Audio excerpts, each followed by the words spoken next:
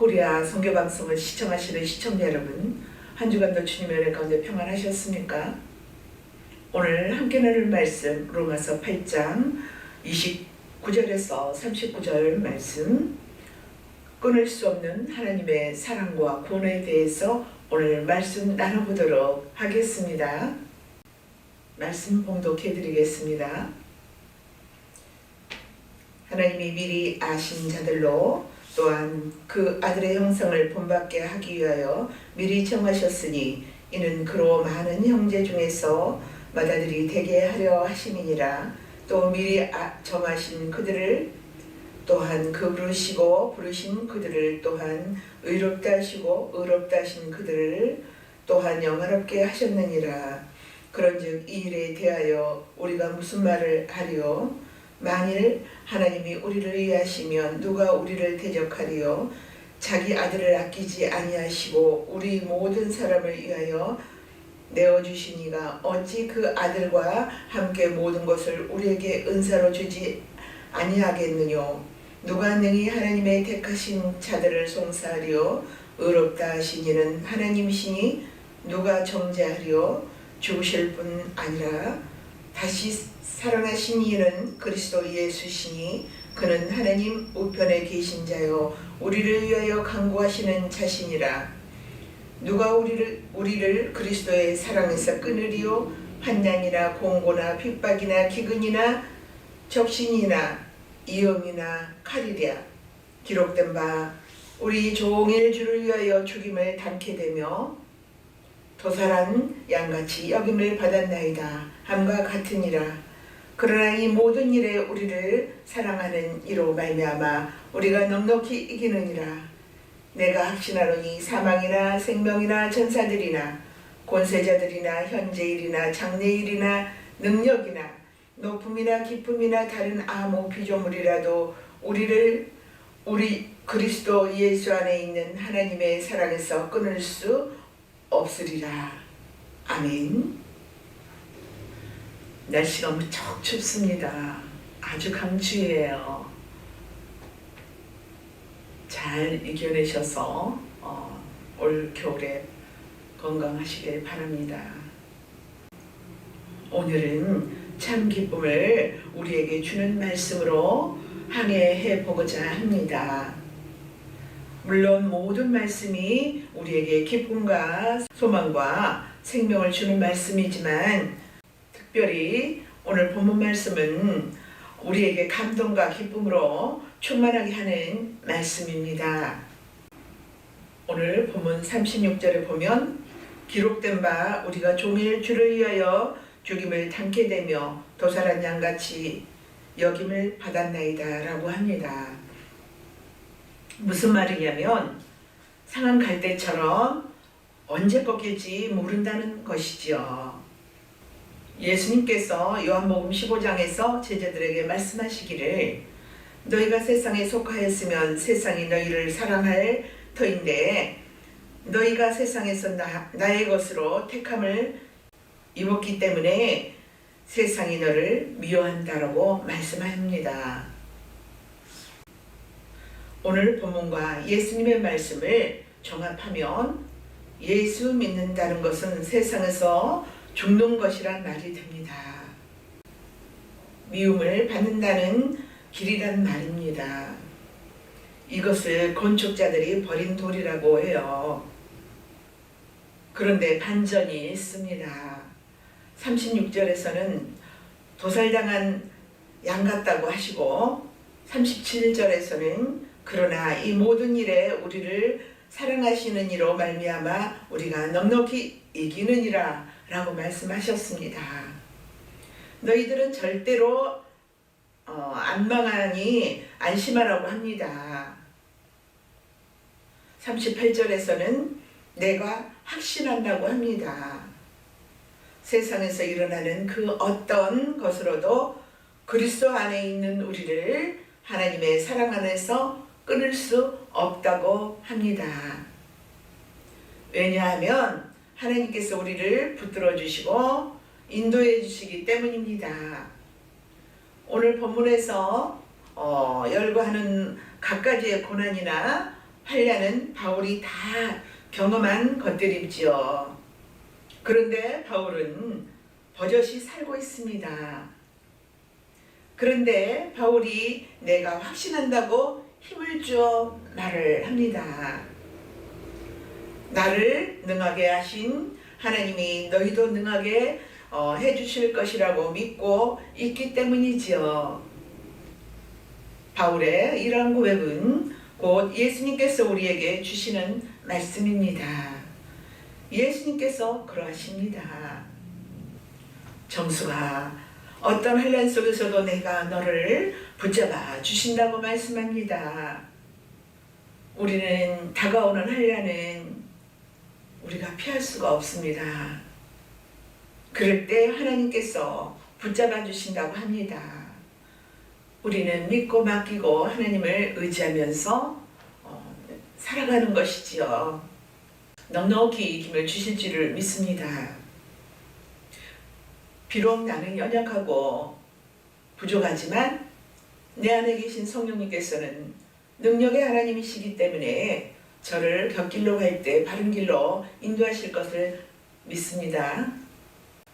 우리는 심히 부족하고 나약함 중에 있는데도 주님께서 부르시고 인도하셔서 이렇게 하나님 말씀, 복음을 증거하고 있죠. 주님께서 하신 일이십니다. 이렇게 복음을 전하는 자리에 서 있는 것도 나의 오남이 아니고 나의 오남과 상관없이 하나님의 인도에 우리는 따라가는 것이죠. 그러므로 지금 제가 이렇게 서 있는 이 바탕에는 하나님의 끊어지지 않는 사랑이 있는 것입니다. 예수님의 간구하심과 하나님의 참사랑이 있었기에 그렇기 때문에 지금 이렇게 복음을 증거할 수가 있는 것이죠. 저는 많이 아는 것도 지식도 없고 부족함 투성인데 그럼에도 지금 이렇게 하늘의 비밀을 그 복음을 증거하고 있습니다. 복음의 비밀이 무엇입니까? 창세전 언약이죠. 이 모두가 내 머리에 내용이 들어있는 것이 아니고 주님께서 우리를 붙잡아 주시기 때문에 창세전 언약을 전하고 있는 것입니다. 그러므로 바울의 나의 나 된 것이 모든 것이 하나님의 은혜라 라는 그 고백이 바울만의 고백이 아니고 저의 고백이 되기도 합니다. 그 누구라도 그리스도 안에 있는 분들은 절대로 그리스도의 사랑이 끊어지지 않는다고 믿는 것입니다. 엄밀히 말하면 내가 믿는 것보다는 하나님이 내 안에서 믿어지게 그 믿음을 주시고 우리를 붙들어 주시기 때문입니다. 우리의 구원이 이미 창세전에 완성이 된 것을 알고 믿어지기 때문이죠. 만약에 구원이 후천적으로 우리가 이루어가야 하는 그러한 것이라고 한다면 장담할 수가 우리는 없습니다. 왜냐하면 우리는 조속으로 마음이 변하기 때문이죠. 마음이 아침에 다르고 오후에 다르고 시간 그 마음이 바뀔 수 있습니다. 그런데 우리가 어떻게 하나님의 말씀을 지키며 그 구원을 이뤄낼 수가 있겠습니까? 불가능한 일이죠. 우리의 구원은 창세 전에 주어진 것입니다. 우리의 조건이나 후천적인 행함과 상관없이 하나님의 언약으로 주어지는 것입니다. 하나님께서 내가 복주고 복주리라고 약속하셨어요. 그러므로 우리의 구원은 반드시 이루어지고 하는 것이지요. 성경에서 말하는 약속이란 하나님이 하나님에게 하신 것입니다. 이것은 하나님 이름으로 맹세한다고 하죠. 그래서 약속은 하나님이 지켜내는 것입니다. 우리는 그 약속을 지킬 대상이 아니에요. 하나님께서 지켜내세요. 우리는 지켜낼 수가 없습니다. 하나님께서 아브라함에게 찾아가서 너는 복의 조상이 될지라 라고 하였습니다. 이는 아브라함이 자기 힘으로 복의 조상이 되는 것이 아닙니다. 하나님께서 아브라함은 반드시 복의 조상으로 만들어 주시겠다는 말씀이지요. 아브라함의 조건과 상관없이 아브라함은 복의 조상이 되고 맙니다.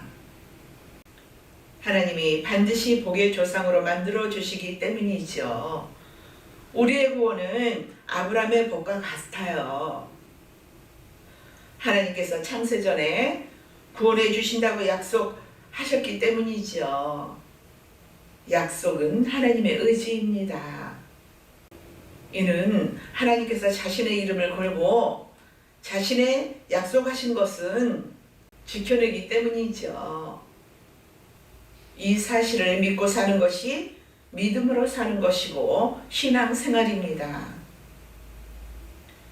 30절 보세요. 또 미리 정하신 그들을 또한 부르시고 부르신 그들을 또한 의롭다고 하시고 의롭다고 하신 그들을 또한 영화롭게 하셨느니라. 이렇게 말씀하세요. 미리 정하셨다는 것은 창세전에 일어난 사건입니다. 그리고 부르시고 의롭다 하심은 역사 속에서 일어나는 사건입니다. 마지막으로 영화롭게 하심은 장차 일어날 사건이지요. 그래서 구원 속에 과거와 현재와 미래가 들어가 있는 것입니다. 성경을 가지고 이야기해 봅니다. 성경을 열면 첫 페이지가 창세기이고 맨 마지막에 요한계시록입니다.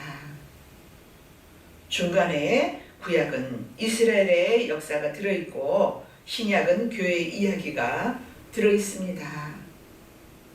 성경의 시작이 창세기이죠. 창세기 1장 1절 이전에 무엇이 있나요? 태초가 있었습니다. 태초란 역사가 있기 전을 말하는 것이지요. 두 태초가 있습니다. 창세기의 태초가 있고 요한복음 태초가 있어요. 이것을 시간적 태초와 공간적 태초라고 합니다. 창세기의 태초는 시간의 시작을 알리는 태초이고 요한복음 태초에서의 태초는 시간 바깥의 세상인 태초를 말합니다. 창세기는 시간적 태초이지만 요한복음은 공간적 태초를 말한다고 보시면 됩니다. 역사 바깥을 묵시라고 합니다. 역사가 있기 전에 묵시가 있었어요. 역사는 시간 속에 있고 묵시는 시간 바깥에 있습니다. 그래서 묵시를 영혼 또는 영생의 세계라고 합니다. 영혼이나 영생의 세계란 시간이 없는 세계를 말해요. 시간이 없다는 말은 변화가 없는 완성된 곳이란 말입니다. 이것을 완료 또는 완성, 완전이라고 하지요. 이러한 나라를 하나님 나라라고 해요. 역사가 만들어지기 전에 하나님이 계셨어요. 그 하나님이 계신 그곳은 묵시의 세계라고 합니다.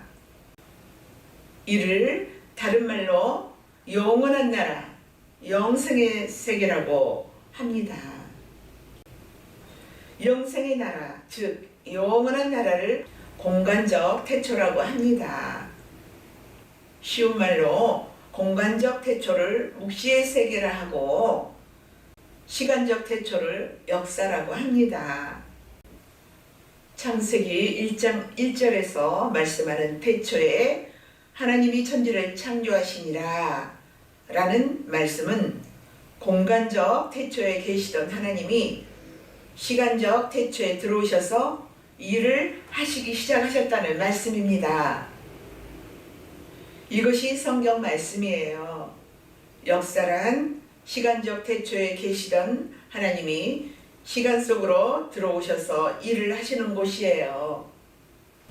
그래서 역사라는 말이 하나님 이야기라고 하는 것이에요. 하나님이 곧 예수님 이야기죠. 역사를 영어로 히스토리라고 합니다. 여기서 히는 그를 말하지요. 그가 누구인가요? 역사를 만드신 주인인 예수님이세요. 골로새서 1장 15절 17절 말씀을 살펴보겠습니다.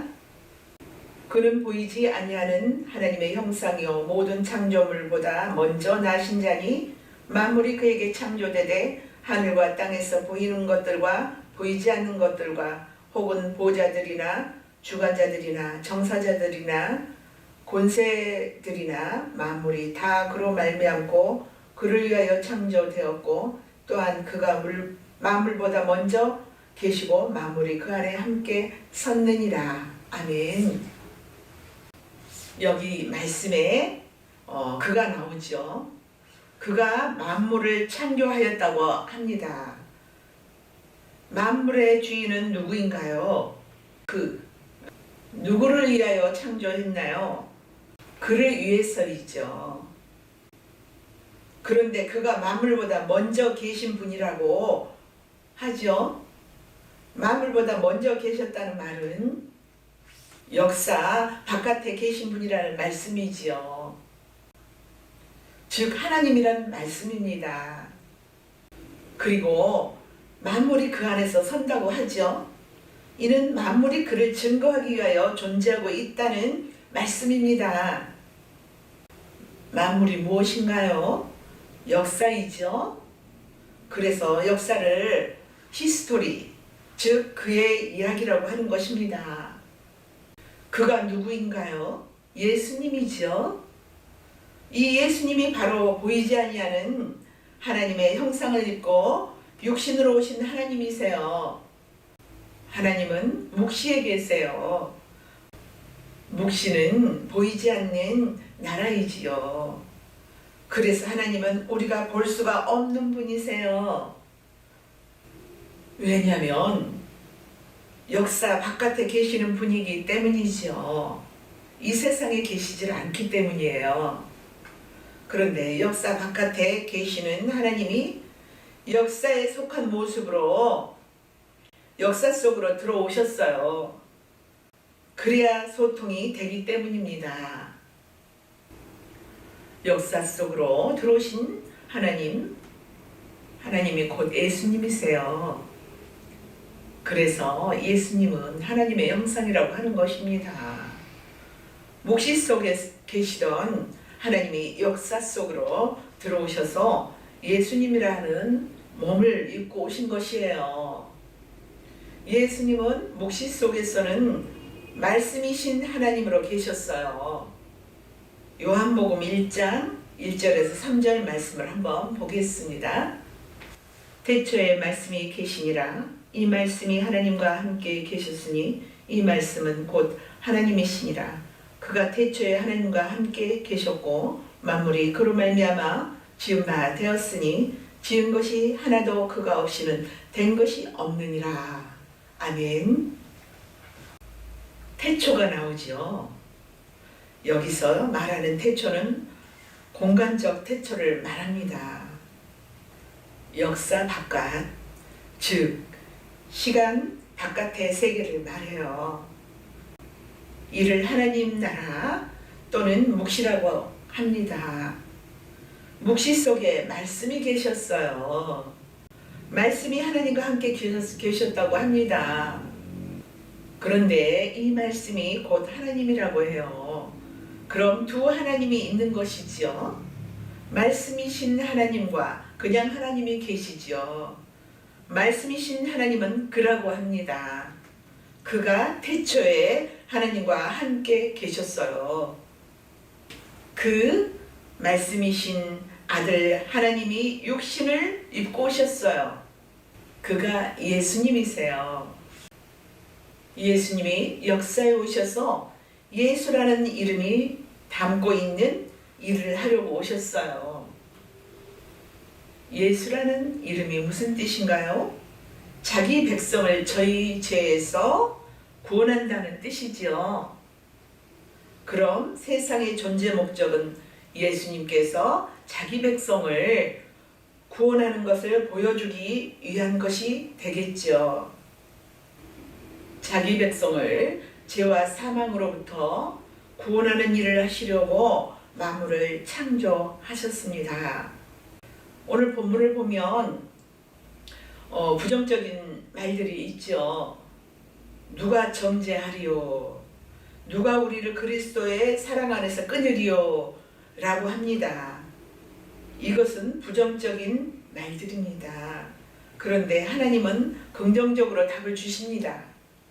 내가 의롭다고 하는데 그 누구도 너희를 내 사랑 안에서 끊을 수 없다고 말씀합니다. 정죄의 세력은 누구인가요? 마귀예요. 그래서 예수님이 대신 강구해 주시고 끊어지지 않게 해주신다는 말씀이에요. 우리의 몸은 죄에서 난 몸이지요. 그래서 우리는 구원을 받았는데도 하나님 뜻대로 살 수가 없어요. 날마다 누군가를 정죄하고 누구는 어떻고 누구는 어떻고 누가 이랬고 저희가 이랬고 자꾸 남의 단점을 들춰내죠. 내가 잘못한 것은 보지 못해요. 내 안에 있는 득보는 보지 못하고 상대방의 자꾸 눈에 들어간 티만 봅니다. 보고 그것만 말해요. 내가 누구인가를 나를 볼 수 있어야 돼요. 하나님의 말씀을 비춰서요. 내가 먼저 상대를 마음을 상하게 했나? 상대가 왜 마음이 상했을까? 내가 상하게 한 거예요. 저도 마찬가지입니다. 상대가 마음이 상했으면 제 책임이 있습니다. 나는 책임이 없고 상대만 책임이 있다고 생각하면 안 됩니다. 다 똑같습니다. 우리는 그렇게 부족하고 허물 덩어리예요. 우리는 죄 아래서 났기 때문이에요. 그래서 자꾸 죄를 누군가에게 전가를 시키고 싶어하고 나는 깨끗하다고 자꾸 상대가 더럽다라고 자꾸 들춰내고 싶은 그런 마음이 충동이 생기는 것입니다. 그런 마귀의 장난에 넘어가면 안 돼요. 우리는 하나님의 자녀이기 때문에 나의 그렇게 부족한 허물을 보고 깨닫고 하나님께 이렇게 부족한 나를 용서해 주셔서 감사합니다. 죄를 사해 주셔서 새 사람으로 거듭나게 해주셔서 감사합니다. 하나님의 자녀로 삼아주셔서 감사합니다. 아버지라고 부를 수 있어서 감사합니다. 이 땅에서 끝나는 것이 아니고 영원한 천국으로 하나님의 나라로 인도해 주시고 그곳에 백성으로 삼아주셔서 감사합니다. 하나님의 자녀로 삼아주셔서 감사합니다. 날마다 찬양하고 감사해야 합니다. 우리는 죄인 중에 죄인이요 괴수 중에 괴수예요. 눈만 뜨면 내가 무엇을 연구하고 무엇을 하나 한번 눈 감고 한번 묵상해 보시기 바랍니다. 저도 마찬가지예요. 우리는 무엇을 위하여 사는지, 무엇을 위하여 우리가 목적이 어디에 있는지, 한번 내가 어디에 서 있는지, 어디 중심에 서 있는지, 무엇을 기뻐하는지, 하나님의 자녀됨에 기뻐하는지, 무엇이 과연 기쁜 일인지 한번 묵상해 봐야겠습니다. 그래서 우리는 구원을 받았어도 하나님의 뜻대로 이렇게 우리가 살 수가 없습니다. 연약한 존재예요. 허물덩어리입니다. 그런데 나는 안 그러고 저 상대가 그렇다고 생각하면 안 됩니다. 우리는 모두가 그렇습니다. 하나님 말씀대로 순종이 안 된다는 말씀이에요. 그래서 예수님 하나님께서 독생자 아들을 예수를 이 땅에 보내지 않습니까? 우리는 하나님의 제물이 될 수가 없어요. 그렇게 우리가 흠이 많고 부족하기 때문에 우리는 더럽고 취해서 하나님의 제물이 될 수가 없어요. 들의 제물이 안 된다는 것입니다. 그래서 예수님을 험과 티가 없는 예수님을 이 땅에 보내셨어요. 화목 제물로 하나님과의 우리와 화목해 하기 위해서, 막힌 담을 헐기 위해서, 죄를 없이 하기 위해서, 하나님의 백성을 구원하기 위해서 보내셨어요. 그래가지고 십자가에서 우리의 죄와 허물을 함께 못을 박습니다. 그래서 우리 죄를 없이 해주시고 예수님께서 3일 만에 부활하시잖아요. 우리도 함께 죄는 십자가에서 못 박았고 죽었고 새 사람으로 거듭나잖아요. 하나님은 우리의 행함과 상관없이 우리의 구원을 보전하여 주시는 것이죠. 구원은 언약에 의하여 선물로 주어지는 것이지 우리의 힘으로 따내는 것이 아닙니다. 오직 하나님의 능력이죠. 그리고 하나님의 참 사랑입니다. 하나님 아버지의 크신 사랑과 예수님의 대속의 은혜와 성령님의 보호하시고 인도하심 따라 감사하며 날마다 그 은혜 속에 승리하며 나아가시기를 바랍니다. 감사합니다.